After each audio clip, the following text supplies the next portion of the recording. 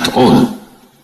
But did I hear it correctly that you read the Fatiha and then Surah? After Fatiha, Surah? Yes?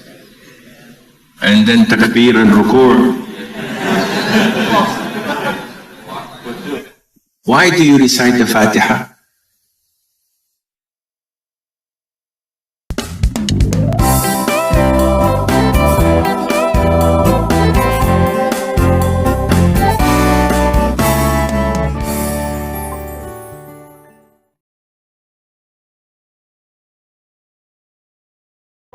Padahal ini Ustadz, ini kan yang biasa mengisi di sini Ustadz yang selalu mengamalkan Al-Fatihah. Dibawa Ustadz yang melarang Al-Fatihah. Jadi jamaah bingung. Mana yang benar deh. Semoga urusan kita dimudahkan Allah. Al-Fatihah. Marilah kita awali kajian ini supaya hati kita dibukakan Allah. Al-Fatihah. Dibawanya Ustadz yang melarang Al-Fatihah.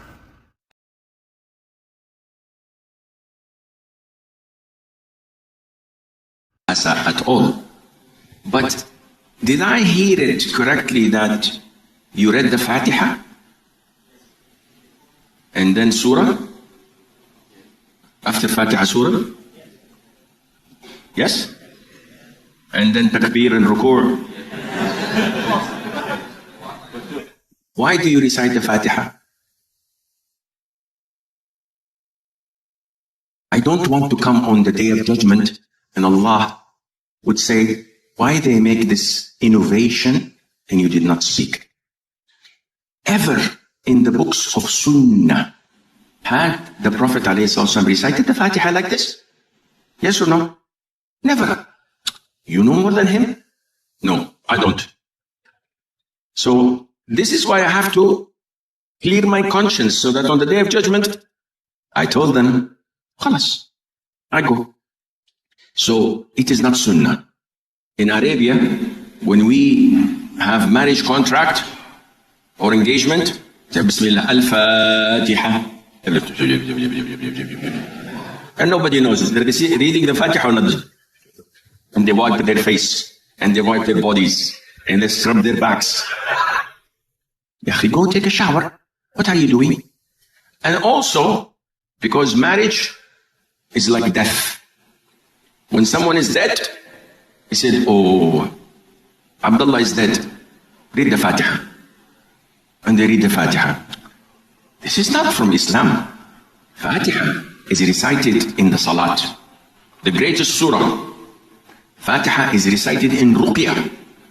As in Sahih al-Bukhari of Abu Sa'id al-Khudri's hadith. This is Ruqyah. I have illness in my throat.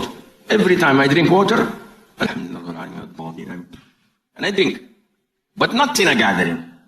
So excuse me, I'm supposed to speak about how to be happy, but I will make you unhappy first, but inshallah.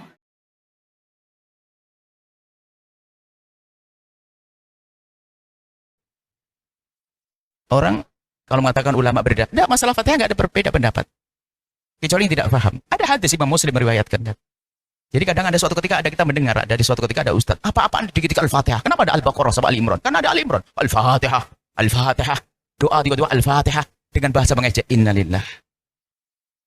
Subhanallah. Jadi jangan biasa begitu. Itu menunjukkan bahwasanya dia bukan orang alim dong. Orang alim nggak akan merendahkan begitu dong. Siapapun dia. Bertanya dulu kenapa membaca surat Al-Fatihah. Tanya yang melakukannya. Kenapa Anda melakukan itu? Ada hadis riwayat Muslim. Ceritanya malaikat. Ada malaikat dibukakan langit, malaikat turun lalu memberi kabar kepada Nabi Muhammad, absyir bin nuraini utitahu ma lam yuta'ahadu min qablik. Hai Muhammad, bergembiralah dengan dua cahaya yang tidak pernah diberikan kecuali kepadamu. Nabi diberi kabar gembira ada dua cahaya yang diberikan oleh Allah kepada beliau yang tidak pernah diberikan kepada orang lain. Nabi mahuma apa itu cahaya yang apa itu? Dijawab oleh malaikat fa khawatimul baqarati pungkasan surat Al-Baqarah wa Fatihatul Kitab dan surat Al-Fatihah. Maka harfan minha, kamu tidak akan membaca satu ila wa utita. Kamu tidak membaca satu huruf kecuali dikabul. Bukan berarti satu huruf beneran. Misalnya ya membaca.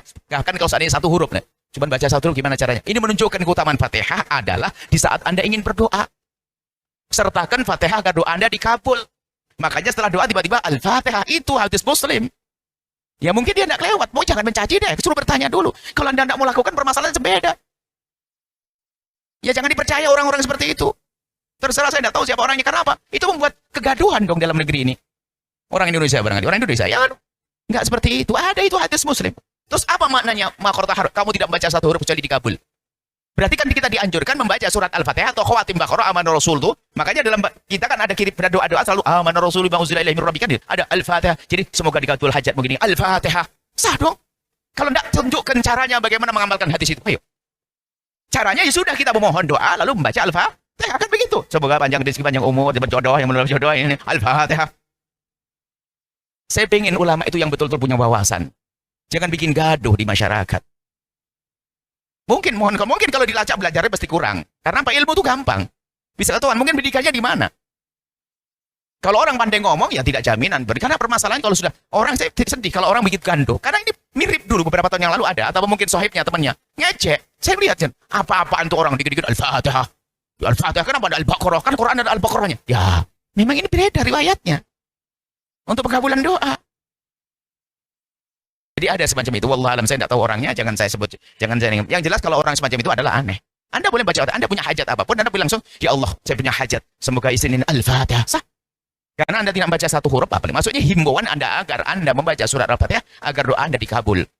Seperti itu, tolonglah kepada para asatid harus paham perbedaan para ulama. Kalau Anda tidak suka, jangan sampai Anda membuat orang gelisah. Kalau Anda tidak, ini repotnya menyadari, ya ini nggak mengerti barangkali kan begitu. Sehingga ulama nggak ada, kalau tadi ulama nggak ada, berbeda biasa.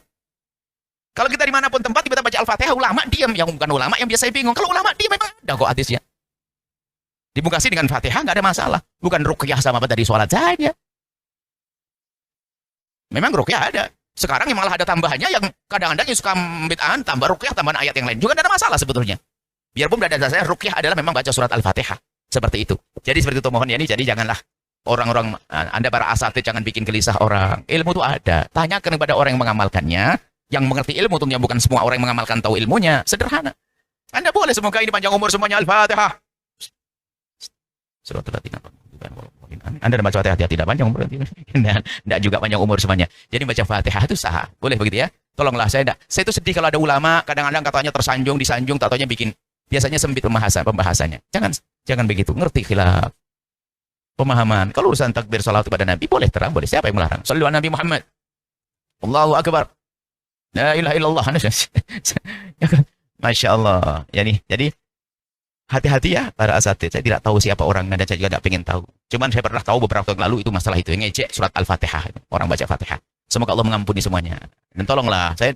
Adapun kalau Anda tidak mau mengamalkannya, itu urusan Anda, nggak ada masalah. Tapi mengamalkannya jangan Anda ejek dong. Apalagi masyarakat Indonesia kayak dibodohkan semuanya. Jadi saat Indonesia bodoh semuanya. Itu bagaimana? Ini kan bahaya banget. Siapa dia itu?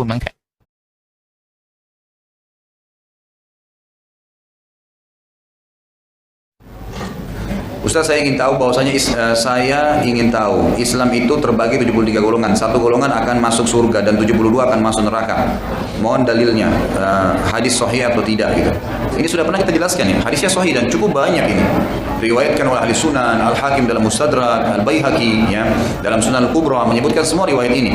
Bahwasanya Nabi SAW bersabda, akan terpercaya umat Yahudi 71, Nasrani 70 dan umatku 73 dan semua akan neraka. Makna hadis, makna kalimat, tenang dulu. Makna kalimat yang mengatakan 73 umat 73 golongan dan semua akan masuk neraka. Artinya semua akan melintasi neraka tapi nanti masuk surga. Kecuali satu yang masuk surga tanpa hisab, tanpa neraka. Nanti mereka langsung masuk. Jadi yang lainnya bukan berarti masuk neraka kekal, tidak. Dan ini menandakan bahwasanya kelompok-kelompok Islam itu karena mereka berbuat masalah seperti berbuat bid'ah misalnya, mereka masuk neraka dulu, gitu kan nantinya. Tapi tetap masuk surga, tetap masuk ke dalam surga. Karena memang dan kata sabda Nabi SAW yang mengatakan semua masuk neraka, artinya semua akan lewat ke neraka kecuali satu yang masuk tanpa hisab, tanpa neraka lagi, gitu kan.